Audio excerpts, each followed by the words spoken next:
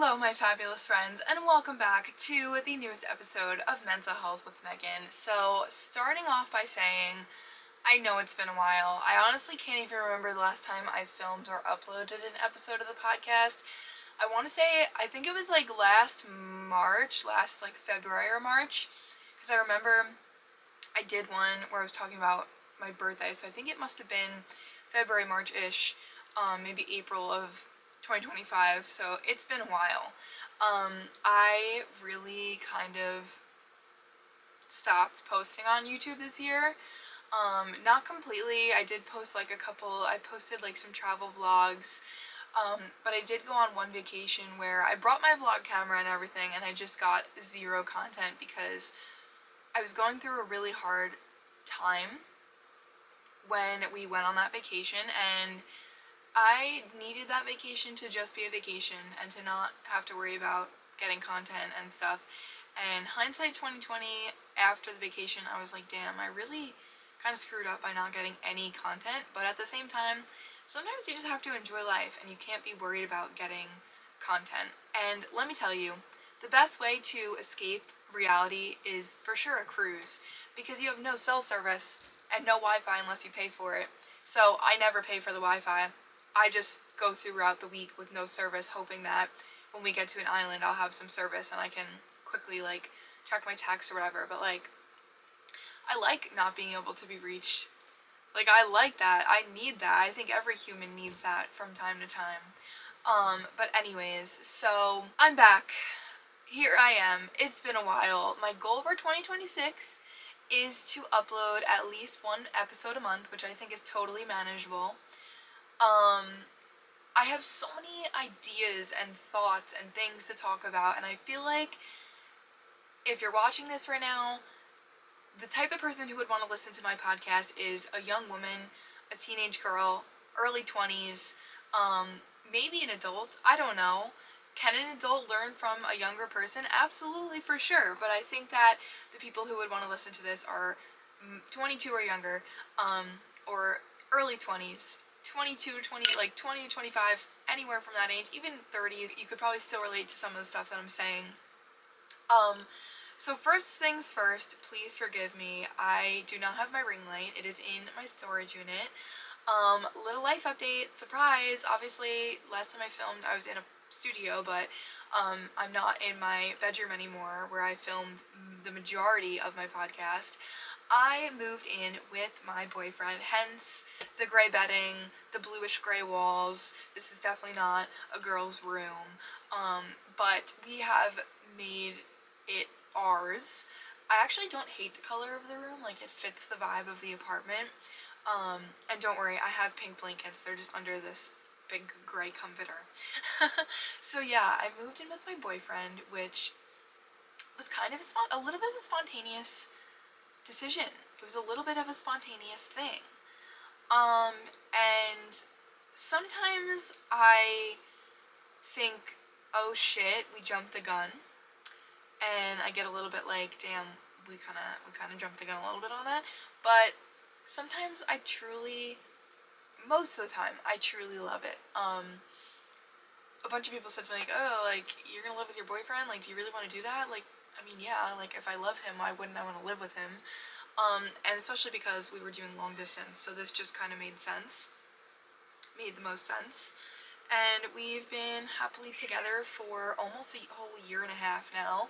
We've known each other for probably 2 years, 2.5 years.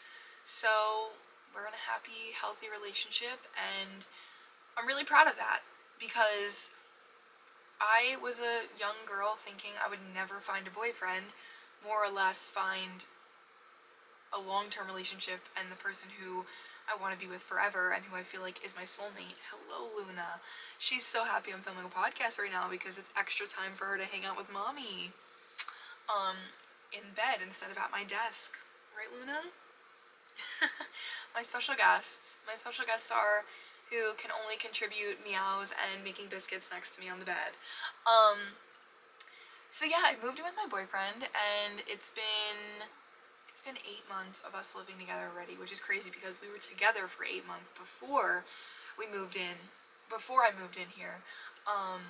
So it's been another 8 months, and honestly, like, yeah, there's days where it kind of just feels like we're roommates, and it's a little bit like, you know, it's mundane because you're living the everyday life and you get used to the routine you have and stuff, but I love it. I love having somebody to cook for. I love taking care of him. I love having someone to take care of me. I was just really, really sick last week.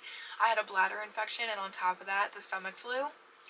I'm currently working as a paraprofessional in a school setting with young children, elementary, and I've been sick literally once a month since starting, so that's not been fun. But my boyfriend is an angel, and he took off work for 2 days.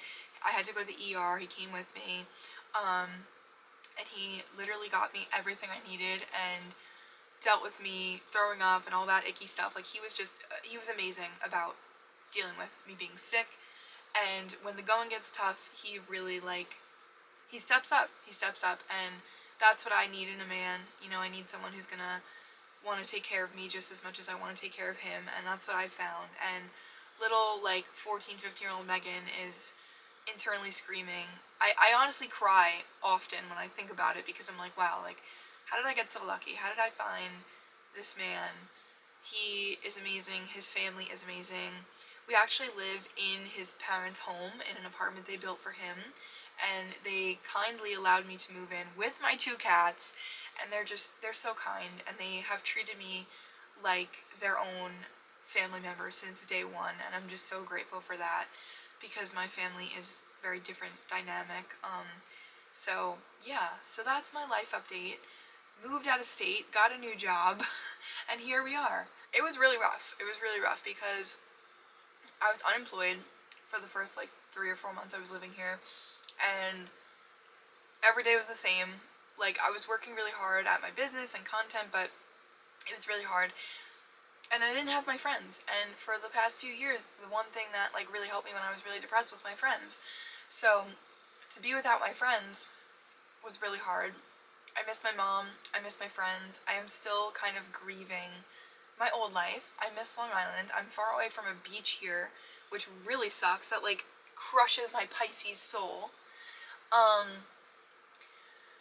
always tell my boyfriend that when we start looking for a house, we're either going back towards Long Island or we're going down the shore, because I need to live near a beach. He thinks I'm crazy, like, in the sense of me saying that I'm a Pisces, I'm attracted to the water, but, like, I also just, not aside from that, I grew up on Long Island. I'm a beach girl. I need to be near the beach. But yeah, so, like, there was a lot of unexpected stuff that came with moving out of state. The process is freaking just a pain in the ass. It's like an adult's worst nightmare, to be honest. All the paperwork, like changing your license, changing your car insurance, changing your health insurance. Oh my god, all that stuff, so annoying. And actually, what happened was I got my New Jersey driver's license, I got New Jersey insurance, but I didn't register my car in New Jersey because I'm just a girl. I didn't know. I hope I don't sound stupid. I mean, it was kind of stupid, but, like, how would I know? I've never moved out of state before. And I was getting letters to my old address saying that my car registration was suspended, but I didn't know because I wasn't getting them here. And basically, long story short, I got my, like, car suspended, I guess. Like, it's called a civil penalty, where either you pay the fee, it's like $9 a day, and it added up to, like, almost $800. You pay the fee for every day that there was, like, an insurance lapse, or you don't drive your car for the same amount of days. So I chose to not drive my car because I do, like, my boyfriend lets me use his car, and I walk to work. It's literally, like, right down the street from our house, which is great. But so I was like, alright, screw it. Won't drive my car until January 21st. And I think it's been a month already of not driving my car. Its total was, like, around 90 days of not being able to drive my car. Didn't even know that was a thing. Didn't even know they could do that. And I also didn't know that, like, if you're insured in one state and you try to, like, show another state that you're insured in that state, they won't accept it. Like, they only accept insurance from the state that you're in, which, like, makes sense now, but I didn't know that, you know, I didn't know any better, so that was kind of a stupid mistake. But that whole thing was, like, a logistical nightmare, and it was this whole big thing, and I got my car towed, and then I couldn't get my car released to me because my registration was suspended, and I still have to go to court for the tickets I got. A whole big logistical nightmare, but you know what? I figured it out, as I always do, and everything's like okay now. Everything's not great right now, but it's okay. Moving out of state came with a lot of just like unexpected and like weird things that I didn't expect. Like I didn't expect to be grieving my old life so much. And your 20s really are like full of grief, not just from people who have passed away, but from friendships that you've lost, people that you didn't keep in touch with, maybe ex-boyfriends or ex-girlfriends or whatever. Like your 20s is grieving your like teenage years and transforming into an adult, and it's weird. It's weird. I didn't expect to be so sad. Like I knew I was going to be sad moving. That week was like really sad. And I remember the last night before moving day, I went to my best friend's house and got drunk and took an Uber home late that night. And we like cracked open a bottle of wine and we watched like some TV and we just talked about our lives, and that was kind of like it felt so final. But we knew we were going to keep in touch, but now I've been living here for, has it really been 8 months already? That's crazy. I've been living here for 8 months and we really don't talk anymore. And I didn't expect to lose that friendship, but I'm like trying to accept the fact that that's just part of life. And we weren't really meant to be friends, I guess, and she wasn't really a good friend anyway, which is sad to say because she's a kind person, but I just think she doesn't really know how to be the greatest of friends to people sometimes. So it's been really hard, but then I met new people here. I have like my boyfriend's friends, which is really nice because all of his friends have girlfriends, so I'm friends with all of his friends' girlfriends. But then I also made some of my own new friends, and 2 of them were from work. One of them I met because she's also an entrepreneur, and I really have to work on like putting myself out there more. I haven't gone to any networking events here yet, but I've been meaning to. I've just been like preoccupied. For the first couple months of living here, the first part like 5 to 6 months, I was just really depressed because so much had changed. And in the beginning of 2025, I was really going through some shit, and I'm not even gonna lie to you, it's shit that I'm not willing to talk about on the internet, and that's okay. I think one big lesson I really learned this year is learning what to keep private off social media and learning what not to post. Like, there's the obvious things, like, don't post your address, don't post the town you live in, don't post what the outside of your house looks like, don't post that you live alone, you know, like, there's the obvious things like that, but there's some not so obvious things that you kind of have to learn as you go, like what not to share online. And one of those things for me was I got an email about a collaboration, and it looked so real. It was so real, and I got like a feeling that it was a scam, and I sent it to my friend who works in PR, and she was like, yeah girl, sorry, but that's definitely a scam. And I had already posted about it on Instagram, like on my story, like being like, I got my first brand deal, I'm so excited, and then it turned out to be a scam. And then I was like, oh. Then I was just really embarrassed that I had already celebrated it, I already told everybody about it, and it was a scam. So a big, huge, huge, huge lesson I've learned this year in more ways than one is what not to post on social media as a content creator. And there was a point in the year where it had really hit me, like, do I overshare? Like, am I oversharing? Am I posting too much on the internet about my, like, daily personal life? Like, am I oversharing? And I really had to, like, think about that and really, like, reflect on that. And one of my dear friends had said, like, no, you're not oversharing, like, because I posted it on my story, like, do I overshare? Am I crazy? And she was like, no, you're not oversharing. Like, I really like your daily stories because, like, I learned so much about you, and, like, you have to be vulnerable with social media, which is true. But, like, at what point does it become oversharing? You know, I'm, like, really had to think about that. Like, am I oversharing on the internet? And I kind of, like, realized, like, I kind of programmed myself to overshare on the internet. Because for the past 7 years, almost 8 years, this summer, it'll be 8 years, I've been posting on YouTube, posting on Musical.ly, posting on TikTok, posting on Instagram, posting on my stories every single day, pretending that I'm somebody when I'm really not. But, like, I am. I saw a quote by Gary Vee, and he was telling someone, like, the girl was like, I just want to be somebody someday. And he was like, but you're somebody now. And I will probably never forget that. That's so true. Like, yeah, everybody says like, oh, I want to be somebody someday, but you're somebody now. You might not be there yet. You might not be as successful as you want to be yet. You might not be as heard as you want to be yet, but you're still somebody now. But like, yeah, like, I had to think about that. Like, do I overshare on the internet?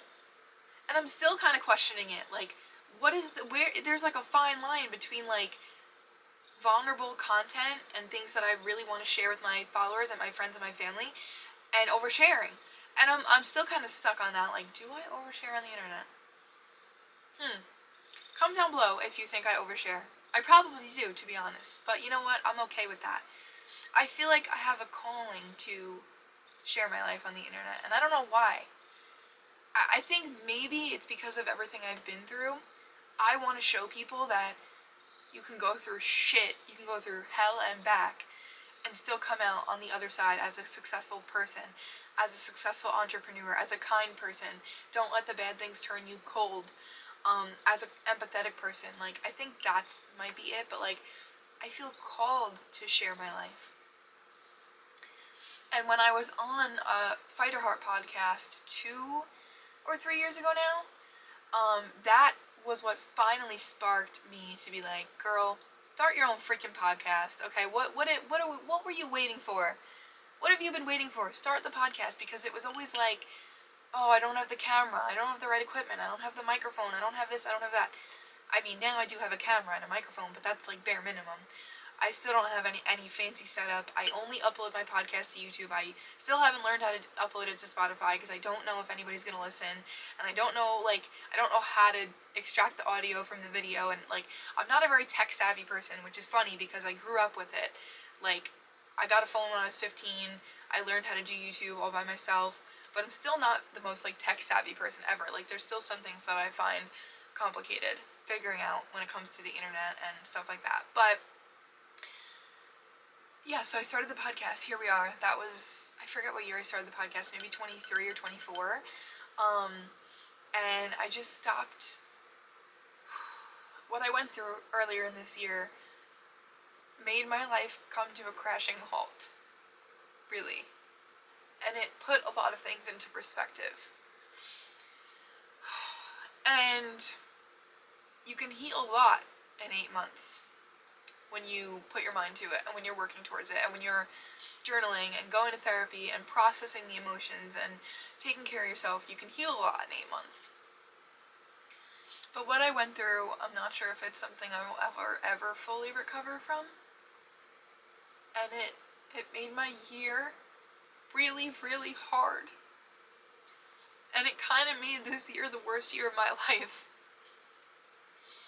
Because it was like the one really, really bad thing that had happened amongst other little bad things. But it was like the one thing that was just like really like stopped me in my tracks. And made me realize a lot of things. Like, it made me realize that I have to take better care of myself. It made me realize that life can change in an instant. Also, before that incident had happened, I got fired from my last job, and that was really hard because I was working as a personal care aide in a family's home, and in like the year and a half that I was doing that, I got really close with my client and my client's mother and their family, and getting fired, like, it felt so personal. And I was like, at the time I got fired, I was really about to quit anyways because it was too hard. It was too hard. A caretaker job like that, where you're responsible for taking care of someone, it takes a toll on you. And then, like, I was responsible for taking care of someone at work, responsible for taking care of someone at home, responsible for taking care of myself, and it just became to be way too much for me. So I was, like, thinking of quitting anyway, but I'm the type of person, I hate quitting. I hate quitting. I hate giving up on things. So to me, being fired, even though it was sad, it was also God, like, releasing me. It was also God, like, saying, go do something else. Go heal. Go take care of yourself. And like, when I think about the timeline of events this year, I'm like, wow, God's timing is pretty freaking crazy, because if I was still working that job when I was going through what else I went through after, like, I would have had to quit anyway, probably. I needed time off of work to take care of myself, to heal, to get better, to move, to get my life in order, to make a big change. And I did that, but if I was working a job, I wouldn't have been able to do that. And it worked out like so perfectly, because I got fired from my job in February. This big thing that happened to me was in April, but I was still on unemployment. So I got fired from my job in February. I got on unemployment from February to September, and I started my new job as a paraprofessional when the school year started in September. Literally everything aligned perfectly. Like, there was very little lapse in income, which is something that I am extremely, extremely grateful for, because I've had to live in survival mode really for the past 4 years financially. And God, that was probably one of the hardest things I've been through, and one of the hardest things I will ever go through, was starting my life at 18 years old, broke as hell, in survival mode. And I've had a lot of different jobs, I've had a lot of change, I've gotten fired from quite a few jobs, and that really makes me feel like a loser. Like, getting fired from my last job, like, really triggered me, because I'm like, thinking, like, what did I do wrong? Why can't I keep a job? Like, why can't I just do what everyone else does? Like, it seems so easy for some people. And that's something that I've been struggling with lately too, is that life and, like, just normal everyday life, like, going to a job, having a stable job, having a good job, like a decent job, like, that seems so easy for so many people in my life, but for me it seems so hard. And maybe this is like the victim mentality showing through, I'm not sure. But like, yeah, like my boyfriend, like, having a boyfriend who's older than you, he's 25, I'm 22, and he, like I said, we live in his parents' home, so he's paying rent, but inexpensive rent, and he has a boost from his parents. His parents helped him. My mom wasn't able to help me. She wasn't able to pay my rent or house me, so when I was 18, it was like, sorry, you're shit out of luck, like, you're on your own. You're on your own, kid. And so having a boyfriend, getting into a relationship where he was really in a different stage of life than me, brought a lot of things to light. Like, wow, his life is so easy. Like, he's been able to save a lot of money, he's been able to have a steady place to live and a steady job, while me, I've moved 4 times in 4 years, and I've had like 5 different jobs in 5 years and all that. And I think a lot of things can just be easier for boys. I might be mistaken, I don't know, but like, it made me think, like, his life is just, it's so easy.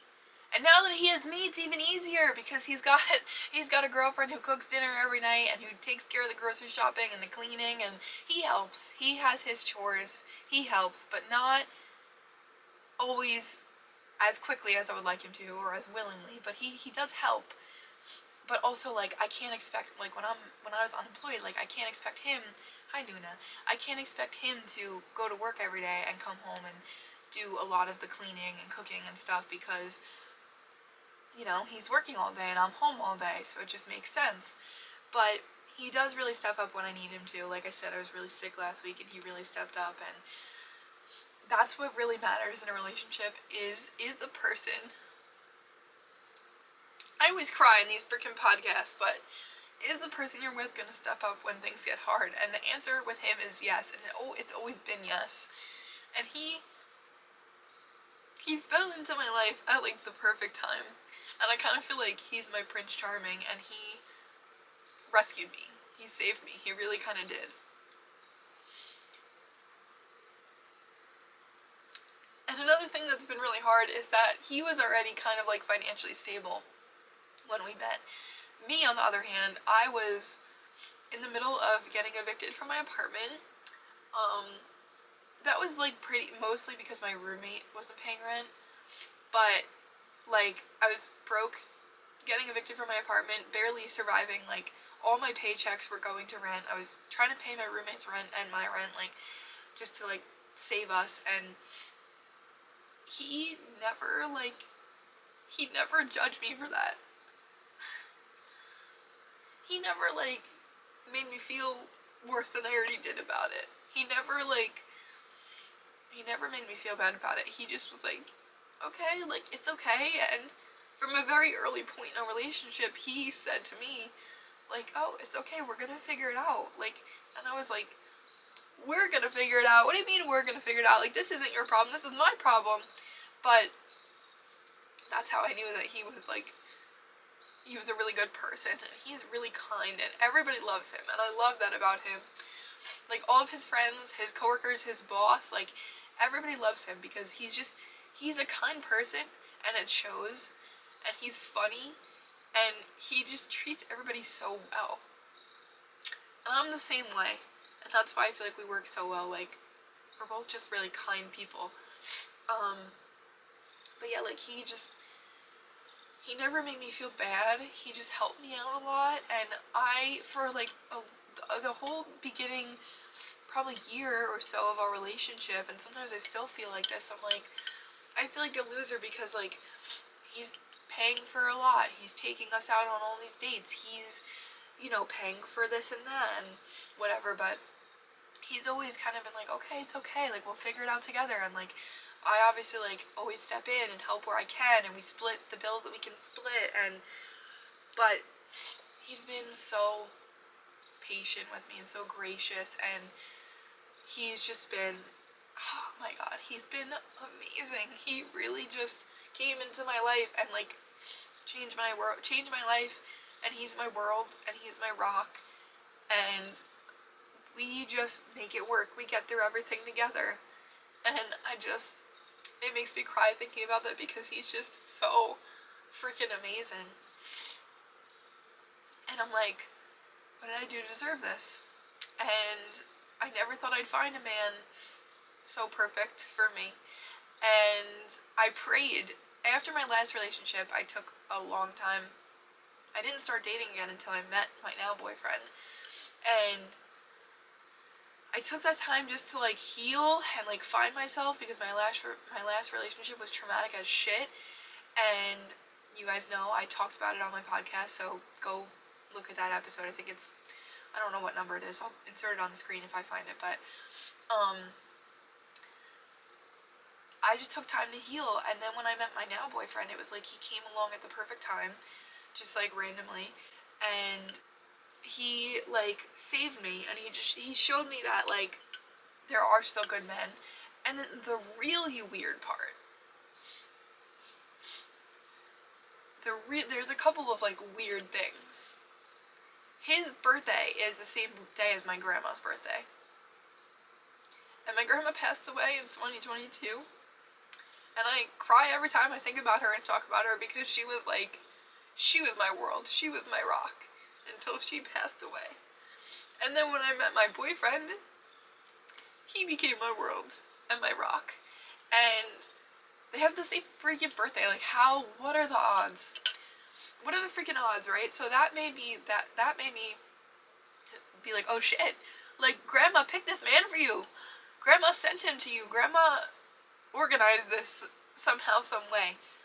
Because we lived in different states.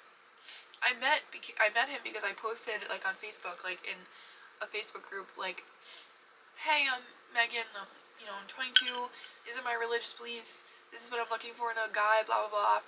When I was finally ready to like get back out there and start dating, but I wasn't really like focused on it, but I was like, let me just throw this out there. So I put up a post with a beautiful picture of me, and my boyfriend's mom messaged me and she said, hey, my son, Matt, is 25, we live in New Jersey, but like, do you want his number? So I was like, sure. She's like, alright. I asked him, he said I could give you his number. She actually didn't ask him, she just gave it to me, but I texted him, and we started texting, and he came to Long Island to take me on our first date in April. It was actually April 28th, I remember, because it was the same day that I had a networking event, and that's also my dad's death date. And it was April 28th, and we went on our first date at an Irish pub that my mom's old boss, his brother, actually owned, or used to own. So that was like very weird. And I picked the place. I picked the place because it was like one of those places that I knew about and I wanted to try. And my family's Irish, so I was like, oh, like an Irish pub, that's perfect. Kind of a weird spot for a first date, actually. But the food, I think the food ended up being pretty mid. But my event was literally like my networking event was like right next door, so it was perfect. So I had finished my networking event, and I went over to the pub, and I went sat at the bar, got a drink, I waited for him to get there, and he got there, and the first thing he walks in and he goes, oh man, I gotta piss. He just drove like 3 hours from New Jersey. He's like, oh my god, I gotta piss, where's the bathroom? And before even saying hi, like that was what he said, and I was laughing, like I was like, oh, the bathroom's over there, whatever. So he goes to the bathroom, he comes back, I was a little tipsy, we sit down, we have our date, and it's really funny. He tells me now he couldn't really see my eyes because there was a window behind, like I was sitting on this side, he was sitting on the other side, and there was a window behind me, and there was like a glare in my glasses, so he was like looking at me, but he couldn't really see my eyes. But first dates are they're always a little bit awkward, and that was the only first date I'd ever been on that really it didn't feel super awkward. It didn't. Like, and also, like, we had texted for a while, probably, like, at least a month or two before that date, so, like, we texted, and I think FaceTimed a couple times, too, and that gave us a good, like, starting point of, like, what things to talk about. So, like, we talked about, like, each other's families and asked each other questions and stuff, and it was just it was the least awkward first date I've ever been on. And he brought me flowers, which I was like, oh my god, I don't think I've ever had a man bring flowers to a first date for me. So I was like, oh my god. But yeah, so it was very sweet. And, I can't remember if he kissed me or not on our first date. I honestly, I have a terrible memory. I can't remember if we kissed or not. I don't think we did. I don't think we kissed until the second date. But it was such a nice date, and I was like, wow, he's such a gentleman. And it was great. And we went on our next date, I think, like, maybe, like, end of May. And the rest is history. But he also has the same middle name as my uncle who passed away. My uncle Joey had passed away. And my boyfriend's name is Matthew Joseph, and he has the same birthday as my grandma. Like, what are the freaking odds? What are the freaking odds? And he has the same religious beliefs as me, the same beliefs as me. His grandma is Irish and Italian, but mostly Irish, very Irish actually. So like, it was just weird. Like, I believe in spiritual connections. I believe that the people, like, everyone I have in heaven up there, my grandma, my uncle, my dad, like, my guardian angels, they're my guardian angels, and I totally believe that, like, them and God led me to this man, and boy, am I so freaking lucky. Like, anyways, I'm sorry that I'm all over the place. That's like the one thing with me and podcasts and being a content creator that likes to yap. I'm all over the place. Like, I don't know how this turned into me talking about me and my boyfriend's first date, but it did. So I hope you enjoyed that little story. Now back to the podcast. So what I've been trying to say is that navigating your early 20s is challenging as fuck, and it sucks, and comparison is the killer of joy, and everybody, the bottom line is you should try your best not to do it. But especially in today's world with social media, it is really, really hard not to compare your life to others, because other people's lives are constantly in our faces every time we open our phone. Facebook, Instagram, TikTok, YouTube. 1 million people are posting their life. Day in my life. Day in my life. Day in my life. I'm on a beach in Santorini in my tiny little bikini. This person's in Greece. This person's in Paris. This person is a multi-millionaire. You know, like, it's in our faces every single day. And it's hard because our natural, like, instinct is to just compare ourselves. That's just like a human instinct, is like, oh, well, this person's doing this and this person's doing that, and like, oh fuck, like, am I doing the right thing? Like, being in your 20s is so weird because I like, my mom's generation, people were getting married, like, later in life, I feel like, getting married at, like, 25, 27, having kids at, like, 30, 32-ish. And now, my generation, we've kind of, like, went back in time, and people are getting married and having kids a lot younger.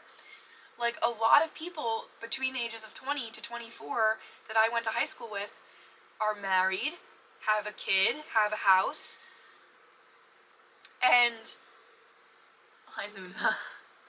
This is my baby, by the way, okay? I'm a mom, too. A mom to two beautiful, fluffy, black kitties, fur babies. But I'm just like, I think about it and I'm just like, damn, like, how did they manage? How do they do it? How do they freaking do it? And the world may never know the answer to that. But, like,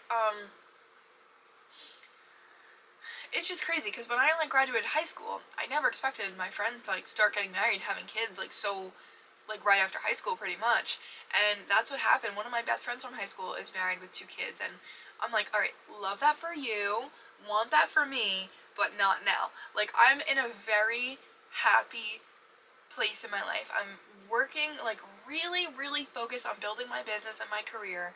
I have a boyfriend, I live with my boyfriend, and that's enough for now.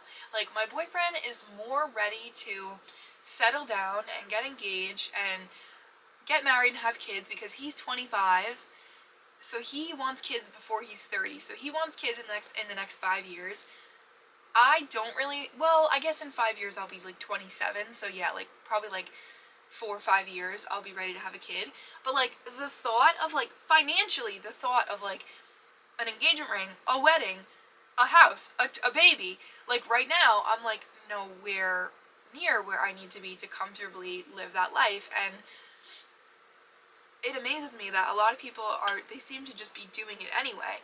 And, I mean, I guess it's obviously possible, because a lot of my friends are doing it, but, like, I want to ask them, just be like, how are you, like, how do you have a house at the age of 22 and 24? Because today's freaking economy is, like, shit.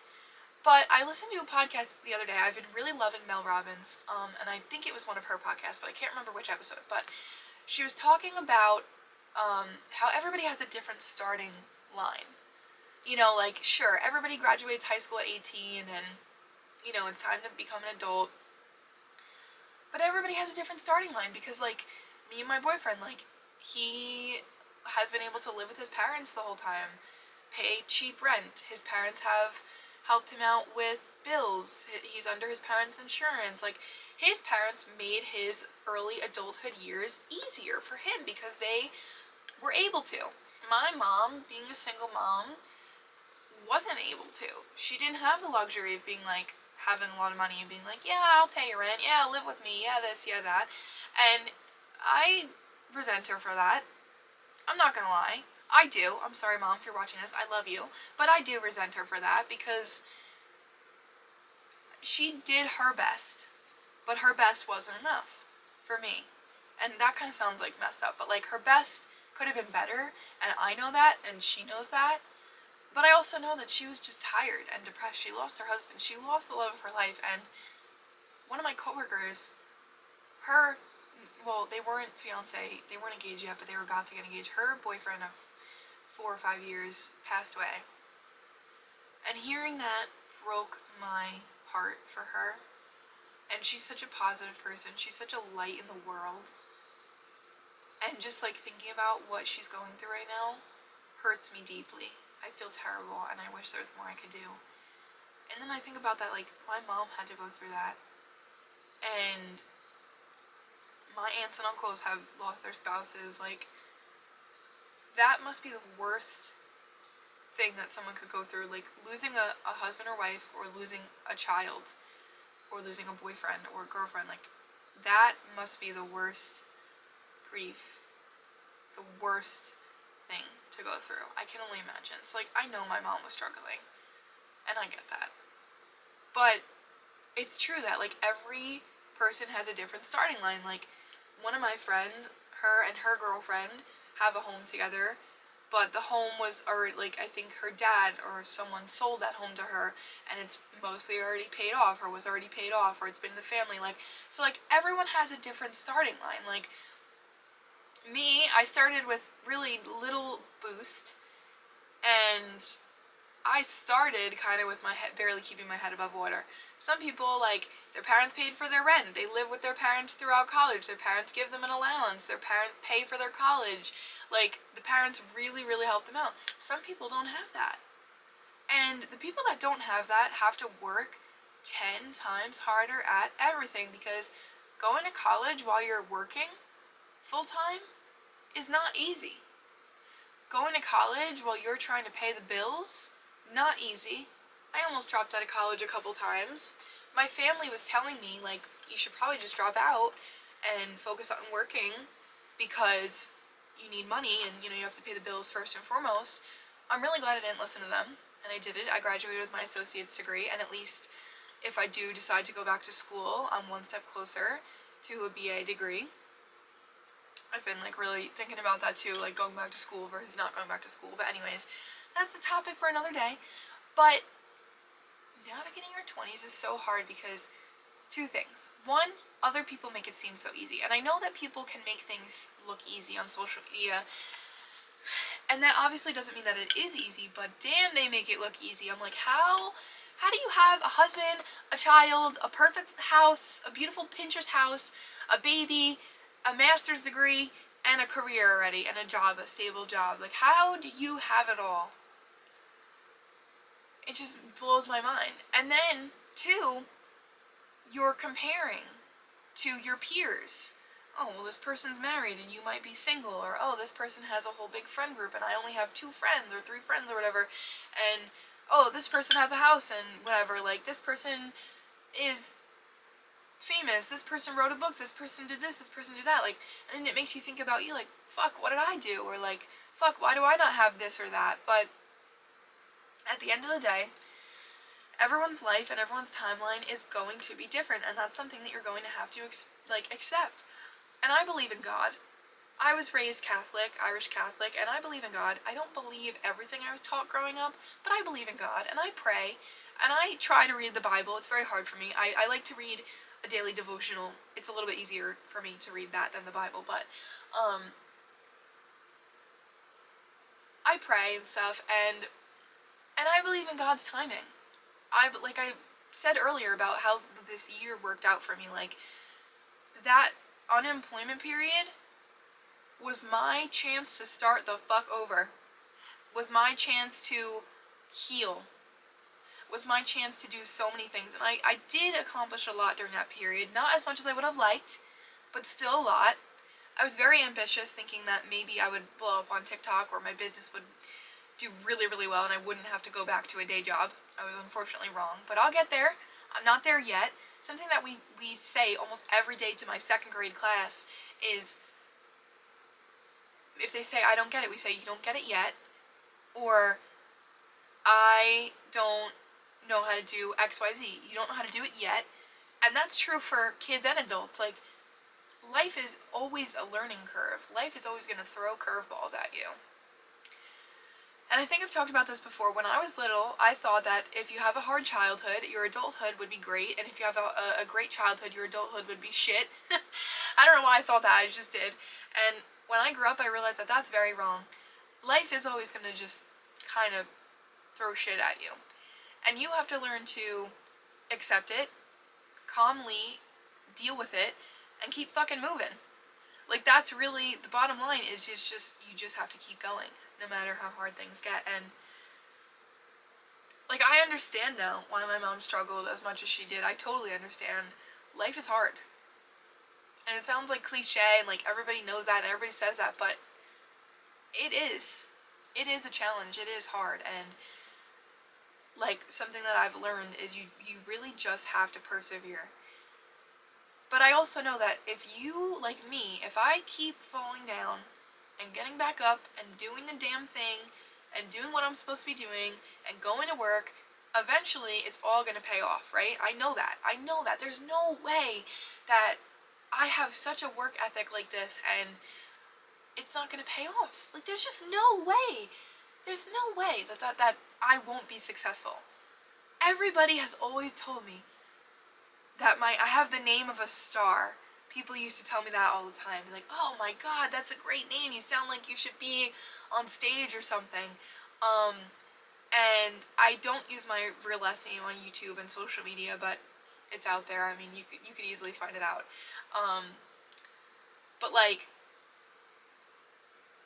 people tell me all the time, they're like, I see you working hard. You've accomplished so much for a young person like yourself. You're gonna go far. People, like, I have strangers even tell me that, like, and I've received so many high compliments like that from people, and there's no way I'm not gonna go far. But then sometimes I'm like, what if I can't do it? What if I don't make it to the point that I want to be to? What if I am not successful? Like, I always have that fear and that thought in the back of my mind, you know? But I try to just think positive and not think like that. And gratitude is so important. You have to be grateful. I think you have to learn to be grateful for everything you have before God will allow you to have more. I truly do believe that. So every day I work on being grateful for what I have.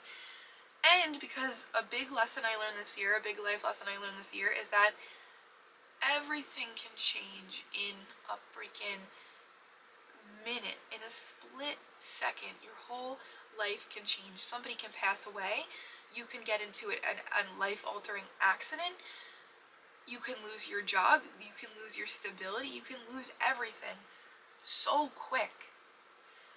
And it's scary. I'm not saying to live in fear, but I think people need to keep that in the back of their mind, that you have to be grateful for what you have, because life is a gift. It is. People pass away young, unexpectedly, through tragic things all the time.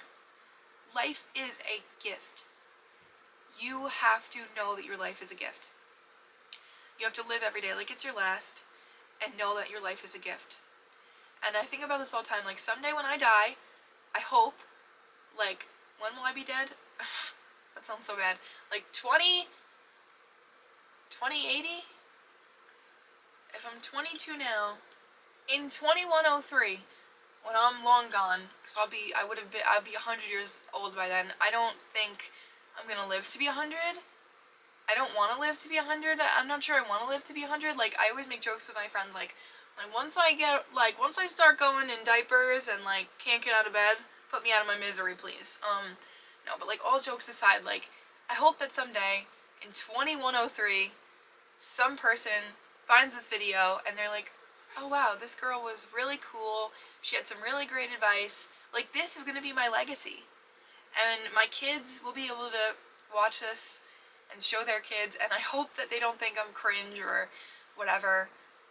I hope that it's an opportunity to teach them things.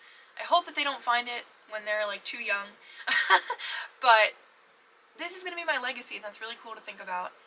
And if I died tomorrow, I would have this. I would have a legacy. I would have a following. I would already have some success in the content creation world, and people would have this to watch.